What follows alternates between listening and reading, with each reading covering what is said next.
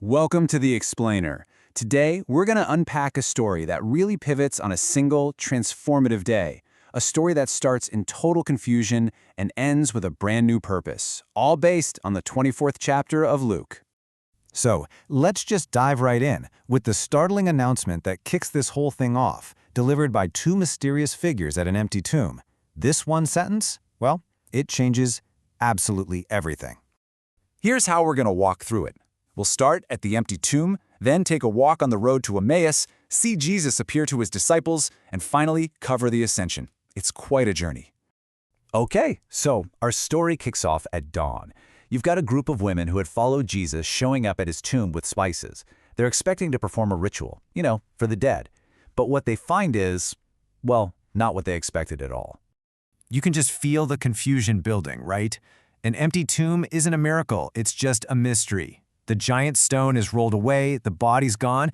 It just leads to more questions. That is, until these two figures in gleaming clothes just appear.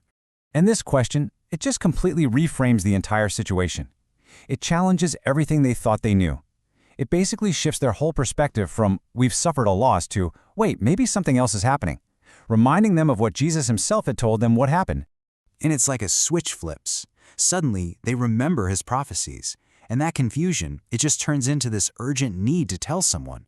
So they run, and they go straight to Jesus' inner circle, the apostles, to share this incredible news. But here's the first huge hurdle in the story. This eyewitness report. It's not met with faith, not at all. It's met with complete disbelief. And that's such a crucial point. This journey to belief, it starts with some really deep skepticism from the people who knew him best. So even Peter, right, a leader of the group, he runs to the tomb to see for himself. He sees the physical evidence, the empty burial cloths, and what happens? He's not convinced. He just walks away with even more questions.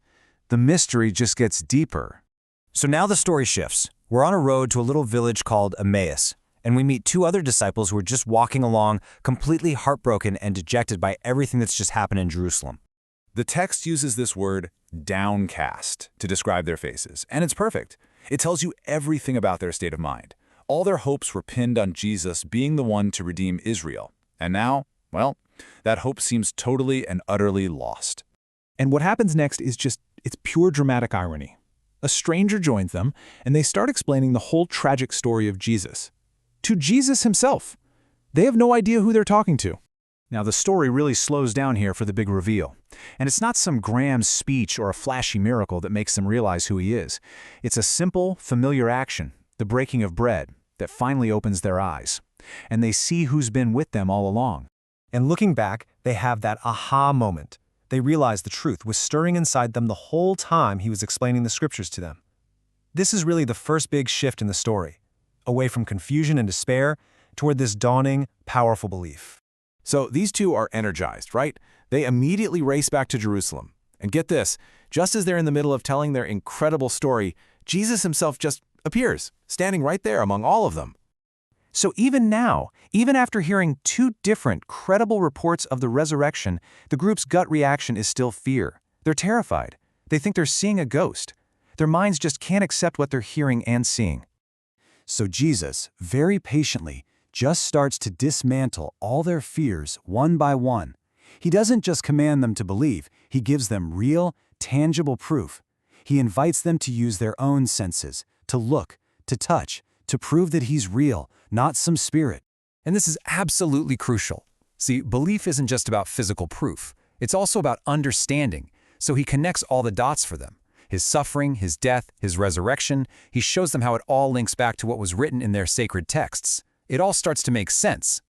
Okay, so now that their doubt has finally given way to belief and real understanding, Jesus gets them ready for what's next. He gives them their mission. He completely changes their job description. They're not just a scared group of followers anymore. No, now they're official witnesses, and they have a global purpose, with clear, step-by-step instructions on how to get started. I mean, when you lay it out like this, the speed of their emotional journey is just incredible. To go from total despair and confusion to joyful worship, all in the span of just a few hours, it's just wild. Yeah, let's make sure we don't forget where these people started on this day. We're talking about downcast faces, broken hearts, and calling the first reports of the resurrection literal nonsense. And here it is, the final result. The whole narrative arc is complete. All that doubt, it's been completely replaced by worship and joy. They head right back to the city that was the source of their fear, but now they have a clear and unshakable purpose. So this story gives us one answer to that question, centered on this incredible journey from an empty tomb to a new commission. And it really leaves us to think about the nature of belief itself. And, what kind of evidence is it that truly shapes what we believe?